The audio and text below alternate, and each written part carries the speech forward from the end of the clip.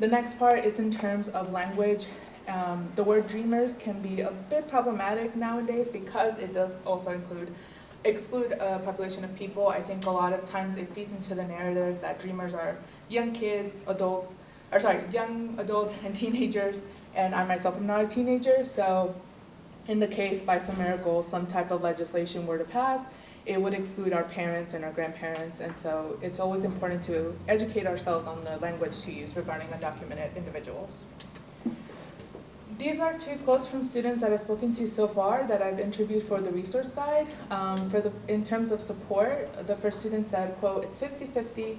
My own professors are a little out of touch with it, and it's a bit heartbreaking because it's sociology, and you think because they know the statistics behind it, they show a little bit more sympathy."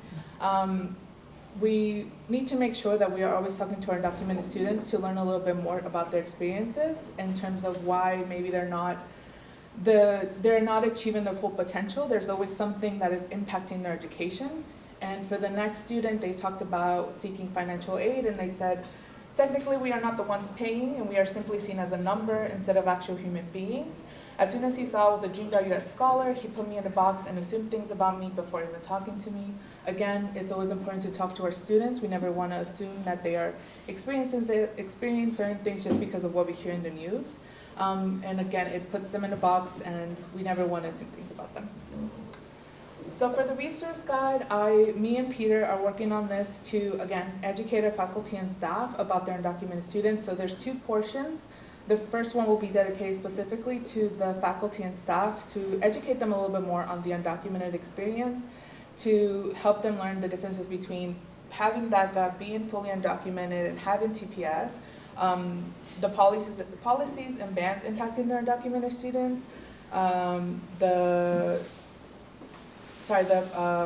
Dream.US scholarship and all of that, numbers and data, which obviously is very important. And for the next portion for the students, we wanted to make sure that we are acknowledging their experiences here. So I wanted to include testimonies from them, as well as letting them know the resources and opportunities that are available to them both on campus and off campus. And one thing that I wanted to touch on was intersectionality. So I wanted to include the clubs that are available on campus in regards to like the Outlet Club, the MSA, Asia Club, Black Student Caucus. So if a student identifies as undocumented, but they also identify part of the LGBTQ, I want them to know that there's a club available for them on campus as well. Talking about tax ID and what can they do if they don't have a tax ID or an SSN. As well as talking about like imposter syndrome, where do they go for financial aid, for the stipend, because these are questions that tend to come up a lot during the years here at Oglethorpe. And lastly, I wanted to touch on Oglethorpe's mission statement, make a life, make a living, and make a difference. It's very hard to, as an undocumented student, to live by this quote when there are very minimal options and resources, and I hope that by the time this guide is finished, that for those of you who have the chance to look at it, can see the experience of the undocumented students and take them into account so that we can create a better experience for the undocumented students that are currently here and that are next to come. Thank you. Okay, hello everyone. My name is Tyler Benson, and I will be talking about my experience as a legislative aide for Representative Olaleye for the District of 59.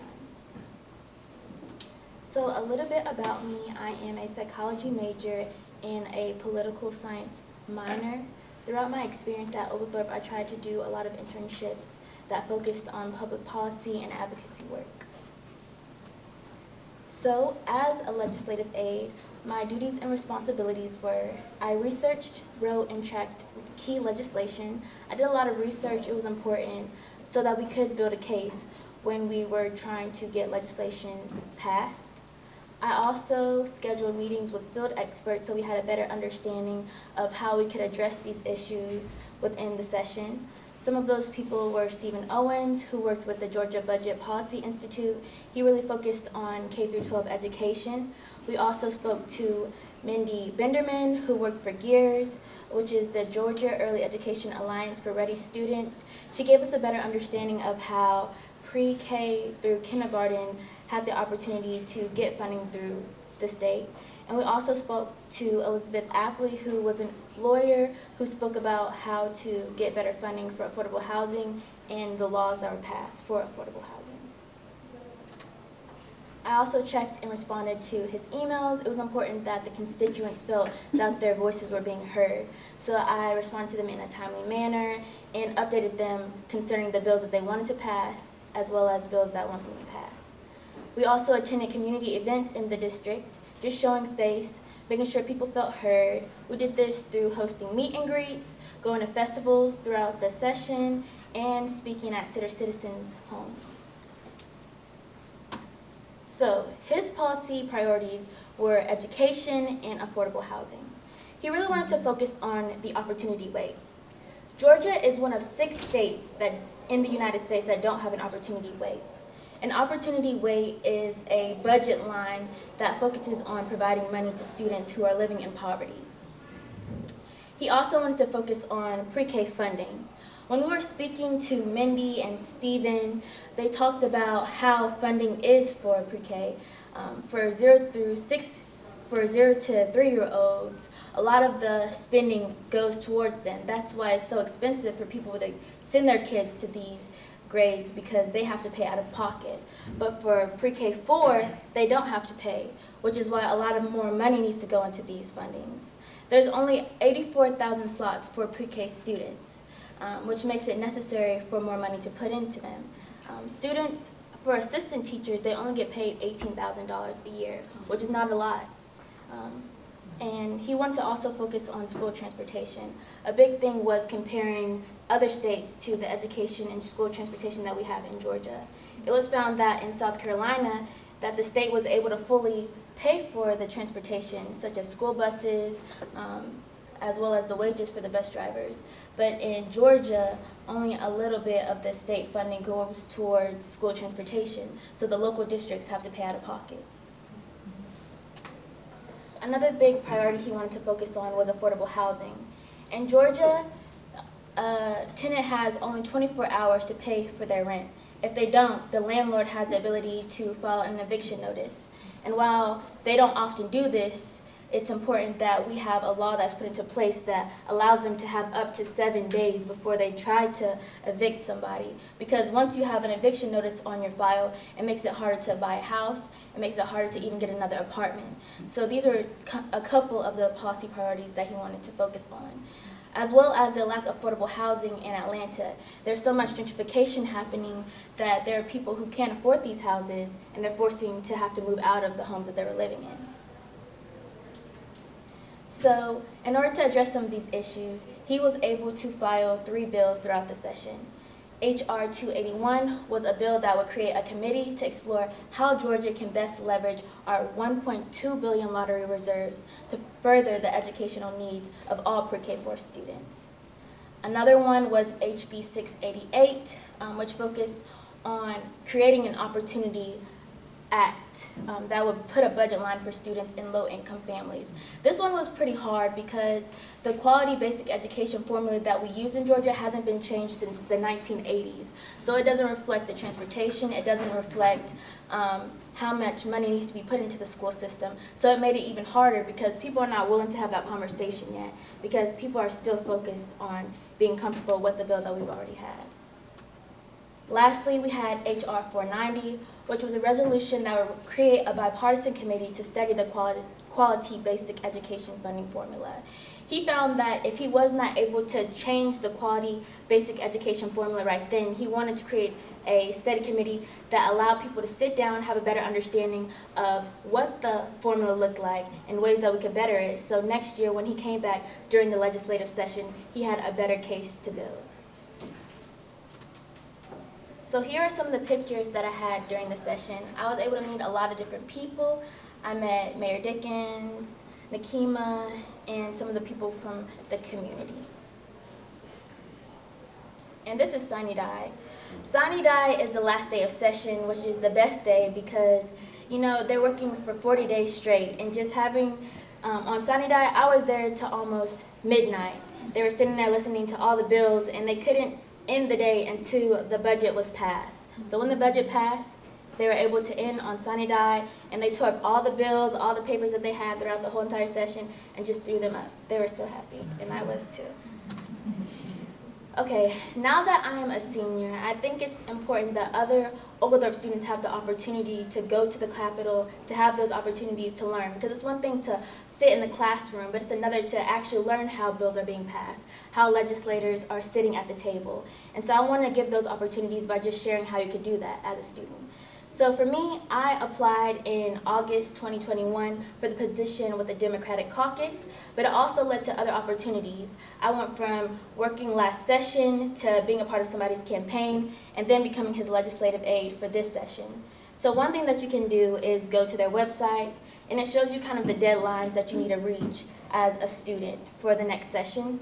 They generally start applying and the applications open up in August to September, so be prepared if that's something that you want to look into. But also reach out to legislators. They have so much work that needs to get done when they're not in session and preparing for session. So if this is something that you're interested in, if you know who your legislator is for your district, reach out to them and just show them who you are and show them that you're interested in. Also, volunteer for campaign trails. It's a lot of work, but one thing that I have learned is that you might not be paid for all your internships, but eventually when they see that you work hard, that you have a good work ethic, you can potentially get a paid internship, so don't be discouraged. So hi everyone, once again my name is Isabella Meri Nangano, and my internship was with DeLong, Caldwell, Fitzpatrick, and Benjamin, or DCBF, which is how I will be referring to it in this presentation because it's a lot of names. My title is DCBF, Making a Difference in Atlanta, Employment Lawyers for the Little Guy. So before I get into the meat of the presentation, I want a little audience participation, okay? So show of hands, who has ever been employed or is currently employed? Okay, lots of hands. And you guys don't have to raise your hand for this question. I know it's a little intrusive, but who has ever felt, their work environment was not necessarily the most positive experience? Oh, okay, some brave people. So that's exactly what DCBF handles, which is employment law, and we are for the little guy. And by little guy, I mean people like you and me, just every day, working and unfortunately being treated unfairly. So this is what we're going to be covering in my presentation today, and that's who DCBF is, what our goal is, how we achieve that goal, and I'll go over some conclusions a little bit. Starting with who is DCBF.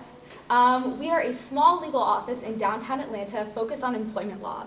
Our areas of specialty are unpaid wages under FLSA, which is the Fair Labor and Standards Act, and we also focus a lot on unpaid overtime. So that's when you work more than 40 hours, but you're not getting that time and a half. And we also look at a lot of violations of FMLA, which is Family Medical and Leave Act.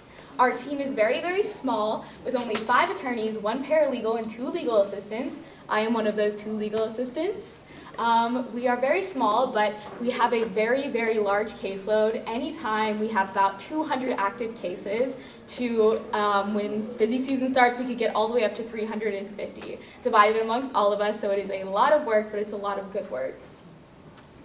Now let's talk about what my law firm's goal is.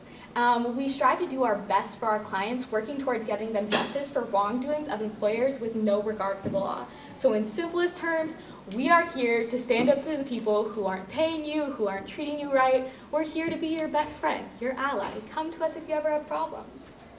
And this is how we solve those problems, our process. So it starts with intake. I personally, as a legal assistant at DCBF, handle all the intake. So whenever you call your office, you'll hear me say, DeLong, Caldwell, Fitzpatrick, and Benson, what can I do for you? And I'm going to ask you a very annoying series of questions about what happened, how much you're being paid, but there is a reason I'm asking all these questions. It's to find, the root of your problem, find a legal claim that we can actually defend. And this is the first step in our process. So the more information you give me, the more I can give to an attorney.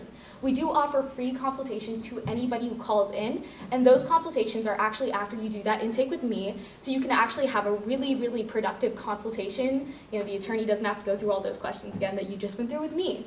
And we actually choose after that consultation if we can actually help you or not.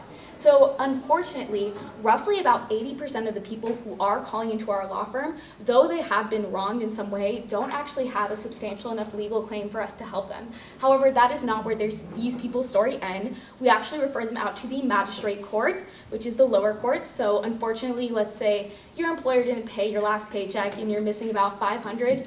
We can't go to the upper courts about that, but we can absolutely help you get that money back and walk you through the magistrate court process, all free of charge. We do give that advice out for free. And we also take a majority of our cases on contingency, meaning that you're not actually paying us until after the fact from your settlement. And we know that that is really, really handy for a lot of our clients because we do charge a pretty steep retainer to our people who can afford it. However, we know not everyone can, so we do take things on contingency. And let's say you are one of the 20% who is lucky enough to have a substantial legal claim that we can cover. You'll move into our case prep and process. And this is about the longest process you could ever imagine. It lasts anywhere from a month to I've been there for 2 years, and there are cases that are still ongoing. So it could be up to even 3 years.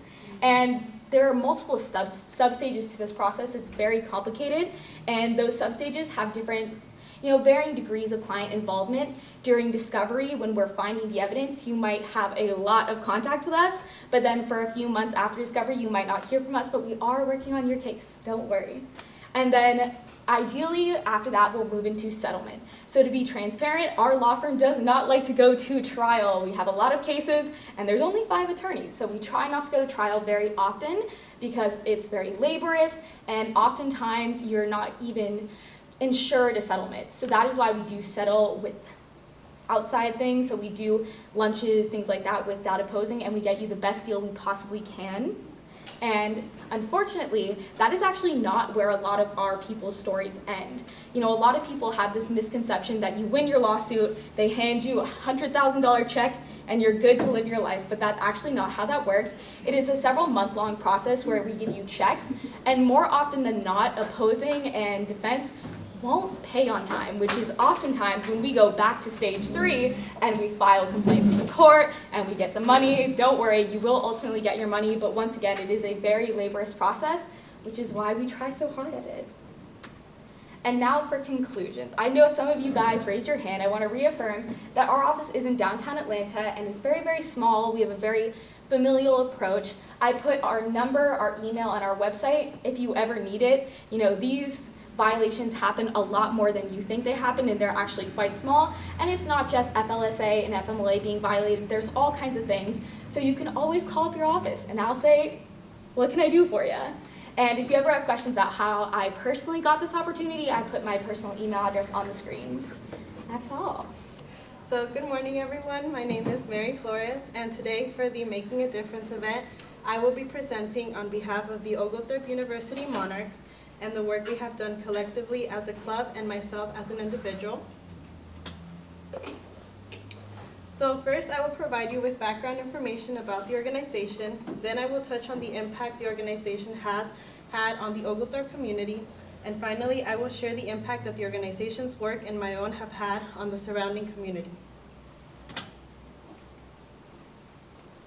Going back to the beginning, the Oglethorpe University Monarchs were first established in the 2020-2021 school year by founder and former president Lydia Alvarado, 1 year after the university partnered with the Dream.US Scholarship for undocumented students. It is the sole undocumented student organization on campus, and it is completely student-led.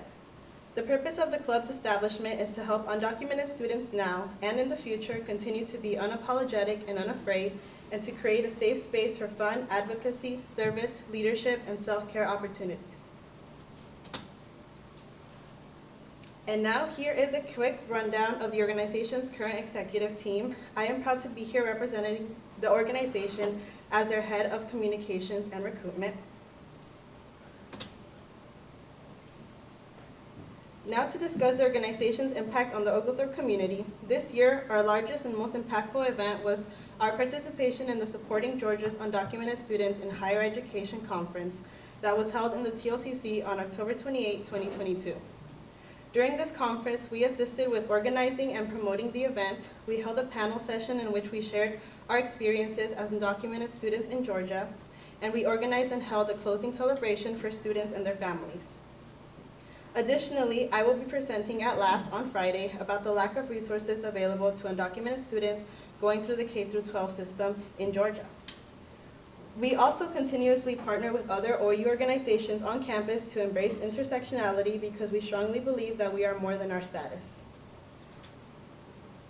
Last semester, I had the opportunity to work in the Global Education Department under Peter Dye's supervision to aid him in his efforts to help undocumented student population at Oglethorpe as the Dream.US advisor on campus. Through this opportunity, I was able to research and create informational graphics about updates in the Dream.us program, as well as legislation that affects our community.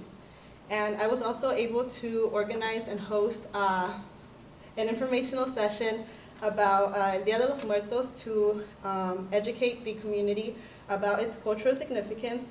And we are also hoping to host another informational event on Cinco de Mayo to explain the significance of that day as well. We have also had an impact on the Oglethorpe community through the events that we hold throughout the year. Last semester, we held a Hispanic Heritage Month celebration that yielded our largest attendance rate to date. This school year, we also saw a Dia de los Muertos altar on campus for the first time ever, a milestone that is significant to the Mexican population at Oglethorpe. Additionally, members of the Monarchs have participated in open forums which generate safe spaces for students to share their experiences as undocumented immigrants. Lastly, we have provided testimonials in the form of panels and interviews to help undocumented individuals understand our experiences, or to help documented individuals understand our experiences and stories.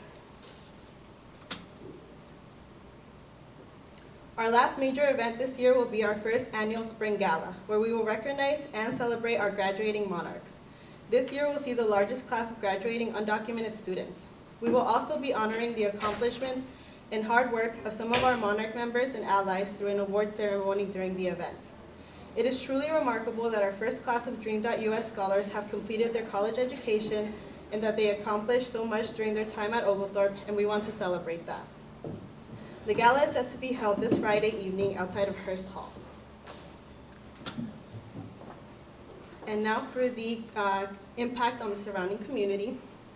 During my time as a student worker in Global Ed, I decided to create a brochure that could provide information to current students seeking to apply to the Dream.us scholarship program, since they recently removed the credit limit to apply, which means current college students now qualify for the scholarship. I also made the brochure for the students to share with incoming friends or family members that qualify for the program. In addition to the work I have done with the OU Monarchs, I have also ventured outside of the Oglethorpe community and into surrounding areas. In partnership with the admissions office, I have attended college fairs and talked about the Dream.us scholarship program, organized and attended high school and middle school outreach events, provided bilingual assistance to incoming students and their parents at admissions events, such as Admitted Student Day and Saturday Snapshot, provided interpretation services during one-on-one sessions with student families, attended conferences to talk about my experience as an undocumented student and the resources available for students, began the process of starting a mentorship program between members of the OU Monarchs and middle schoolers from a charter school for immigrant and refugee children, and participated in additional The Dream.us outreach. And then here are just some pictures of me at some of these events. There's me at the National Hispanic College Fair with the admissions office, a Cobb County conference in which we talked to Cobb County high school counselors, and that was with Peter Dye. And then lastly, the Hope Leadership Conference, which I did with the admissions office as well. And that's it for me. If you have any questions, you can contact me at my Oglethorpe email, and I also included the OU Monarchs contact information. Greetings all. My name is Kaniya Freeman, and I am a sophomore studying business administration with a concentration of marketing here at Oglethorpe University. My last student activism presentation is on the work I do as a first-generation low-income student assistant. Before starting my presentation, I want to acknowledge the negative connotation I know some individuals have with the term low income. But as a proud first-gen and low-income student, I see nothing wrong with the term, but in recognition of those feelings, I will refer to my title as a fly student assistant. My job mission is to plan and facilitate programming that encourages an understanding of the needs and experiences of first-gen students. This department advocates for inclusive policies, procedures, and spaces for first-gen students. A few of the projects I've worked on this year was the first annual First Generation Celebration Day, where I acted as the master of ceremony, took B-roll photos, and I collected anecdotes from other first-gen students. I've created marketing materials such as flyers, invitations, and even buttons for one of our upcoming events. I've also researched programs at other institutions and constructed ideas with this department on how to bring them to this campus. I've also helped research scholarships for first-gen students, and like I stated previously, I've worked with the planning of an upcoming event we have May 9th, which is another first-generation celebration, which will be hosted in the TLCC from 11 to 2. What I learned being a fly student assistant is that there is a community of other first-gen students with similar experiences here. It has helped me gain the confidence to connect with my peers, faculty, and other staff while developing my leadership. It has helped me celebrate my identity and help others, embrace their experience and help maneuver through the academic turmoil. It has also increased mine and others' awareness of resources available to fly students here. And lastly, it has helped me and others with opportunities and resources to frame our goals. A big thing about first-gen students is a lot of first-gen students don't even know they're first-gen. Are you first-gen? According to NASPA, a first-generation student is a student whose parents didn't complete a 4-year college degree or university degree, regardless of their family's level of education. Next, I would like to introduce a video from Firstly Pro on what it means to be first-gen. So I've worked with a lot of first-gen students, and I realized that a lot of first-gen students don't realize what it means to be first-gen.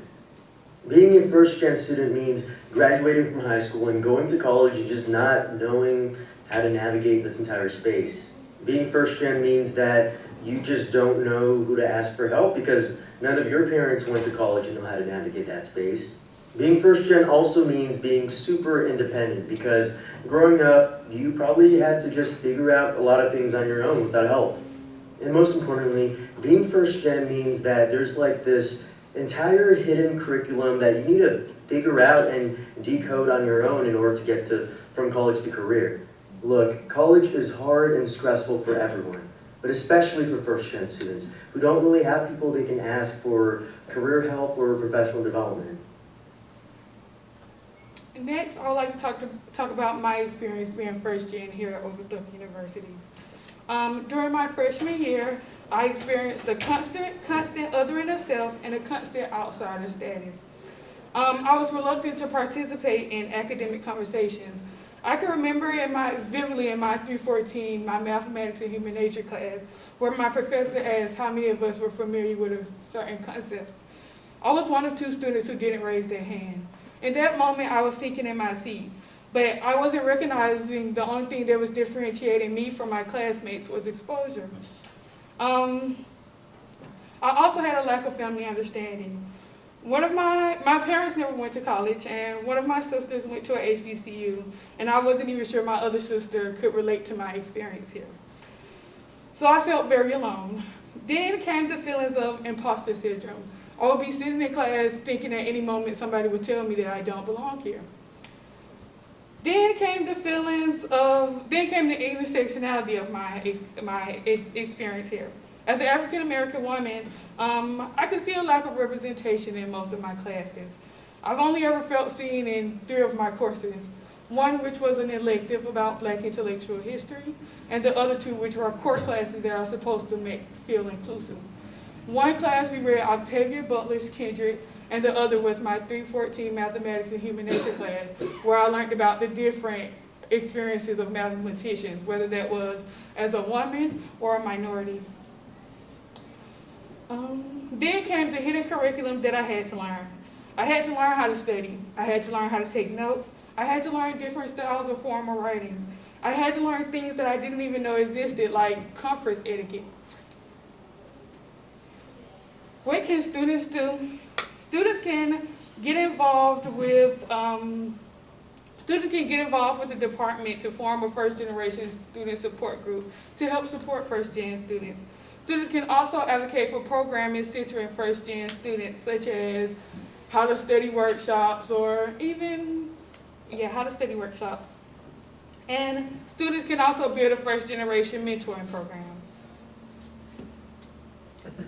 What can faculty do? Faculty can create a supportive class and campus space that allows students to make mistakes, learn from them, and contribute openly to class and campus discussion. Faculty can also clarify expectations using grading rubrics and share examples of quality work, which I feel is very important for first-generation students who are stepping into this very unknown territory. Faculty can also share course information multiple times and in a variety of ways. And lastly, which I think is most important, faculty can explain acronyms, abbreviations, and policies to help guide them, especially like grammar rules, because sometimes a first-generation student won't know how or understand the critiques they are getting on work. And lastly, I would like to finish my presentation with reminders because affirmations for first-generation students are crucial to our growth. 1, embrace your journey. 2, be proud of yourself. 3, try to get out of your comfort zone. 4, seek academic support and go to office hours. 5, prioritize your mental health. 6, use your resources and support system because it's here at Oglethorpe. And 7, participate in programs for first-generation college students because we would love to see you at our events. So, thank you. Hey guys. I'm a little anxious and nervous, but we're gonna get through it. My name is Jakeb Sanders, and I will be representing Petey's Pantry, the food pantry on campus for the Making a Difference event today. So I'm gonna talk about a little bit about who we are, what we're doing, and future plans and things we'd like to do in the upcoming years.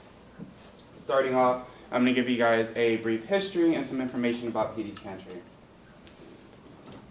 So this is our lovely, smiling team of Petey Pantry staff members. Dr. Natasha Bird and Koja Jones are our staff advisors.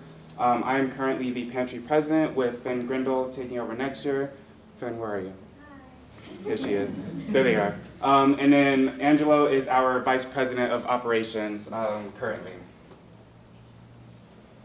So that's like a brief blurb of who we are, but I want to walk you guys through the process of ordering a pantry bag from Food Pantry. So essentially, students are able to place an order and pick from a variety of prepackaged bags. So those bags include vegetarian, vegan, dairy-free, a wide variety of dietary restriction choices. And after that, they're also able to pick from a list of 3 personal products. So that can include menstrual cycle products, toothbrushes, soap, things along those lines. And then one of our lovely pantry staff members or volunteers pack that bag and the students are able to pick it up from the TLCC Classroom 106 area. Mission statement. So Petey's Pantry is here to address the very basic needs of being a human. So we're here to provide food, water, and other necessary supplies to function as a basic human being. Fast fact timeline. So I'm going to go through a little bit about the history of Petey's Pantry and then why we're here today. Starting off with the pre-work. So Food Pantry came as an idea from the SGA 2020-2021 body, after which the idea formed a committee of faculty, staff, and SGA members. From that committee, there was a survey that asked the student body for their wants or needs of the food pantry, after which we started to secure funding. So we got a grant from Publix and an initial donor, after which we started solidifying procedures. So we started asking ourselves questions like, how do we make sure students actually come to the food pantry, or how do we make sure their privacy is respected? From that survey, 357 students answered the questions, and 35% of those students identified themselves as food insecure for the fall 2020 body. 1 in 3 of those students said that they would use a food pantry if one were to be provided by Oglethorpe. So these are a couple of quotes from the survey that I think highlight the urge and the need for a food pantry. My favorite one being the top right that says, "I'm doing a lot better now, but if I had taken the survey a couple of years ago, I was very food insecure then. I used to only eat a hot meal the days when I had access to the dining hall." So I think that overall quote addresses a few issues, with the main one being the dining hall. So one of the biggest questions we get is, why do you have a food pantry if students have like a meal plan with the dining hall?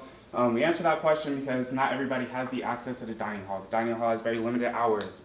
Students have to work for whatever reason during those hours. So they may come to campus late, X, Y, and Z reasons. So we're here as a supplement to the dining hall. Finally, after what felt like forever, especially through COVID, October 4th, fall 2021, we had our initial soft launch where we had a lot of support from the community and over 30 students placed orders within the first 24 hours. Now I'm going to talk about our progress since then and things we've worked on specifically this year too. So the semester immediately following, this is a list of some of our accomplishments. The biggest one being packing and serving 200 orders to the student body. So I think that signifies the urge or need for it in our first year. And then we also had a total of 3 partnerships with organizations and departments. So Swipe Out Hunger and CUFBA, and the new Student and Family Programs department. So this year alone, we have served 17% of the Oglethorpe population. So with our marketing and updating our procedures and stuff, we strive to get closer to that 33% who said that they would use a food pantry if one were to be created. Of that 17%, 59% of those users use the pantry multiple times a month. So we allow students to use it twice a month, but more if need so. 36% of those students order right before holiday breaks. So think about Thanksgiving or spring break when the dining hall is closed and there's a long stretch of period where they may not have access to food. This is a time where we see a significant growth in the amount of orders that we give, and we tend to give more food items during that time too. Lastly, 87% of students have indicated that they are fully satisfied with their experience in the food pantry. So this is an overview progress report of things we've done this year. So I'll highlight the organization partnerships. We had 3 last year, and now we have countless this year. So APO, Office of DEI, MSA, SGA, First Year Seminar, the list goes on. So a lot of people have supported us in continuing the mission of PD's Pantry, and they want to kind of help us see it through. The other biggest one right now is the senior class of 2023 giving campaign, where senior class SGA made a commercial for PD's Pantry. I hope you guys saw it because I started it, where they chose us as their project to continue to give us funding to keep our mission going. So lastly, I'm going to talk about some future ideas and possible expansions for growth, starting with clothing access. So how can we, as a food pantry, partner with other organizations or be the sole primary organization for providing clothing for various settings such as professional or casual? Think about wintertime when it gets really cold outside. Not everybody has access to funding for like jackets or coats or hats or anything like that. Education support, so doing things like I'm doing right now, or training various departments or organizations on campus so that we can still talk about food insecurity, dietary restrictions. Expanding our inventory for other things, so we want to get into healthcare, so medicine, baby items for people who have children on campus.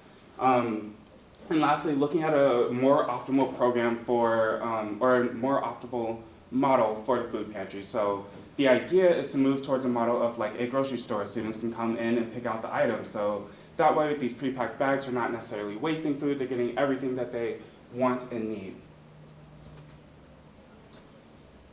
Lastly, I want to call back to the survey that I talked about earlier. So there were students in that survey who took it upon themselves to call Oglethorpe to address other needs and issues in the community. So housing assistance, transportation, better financial aid. These are a lot of the things that I learned this triangle yesterday. It's called Marlow's hierarchy. Maslow, sorry. Where the very base of everything comes from like being warm, having food, sustaining yourself overall. So this is a call and an inspiration to you, the future generation of students, to continue PD's Pantry mission, help us, volunteer, or start a new organization that addresses these issues. This is our contact information. That is the QR code for this PowerPoint if you'd like to go back and read some of the quotes.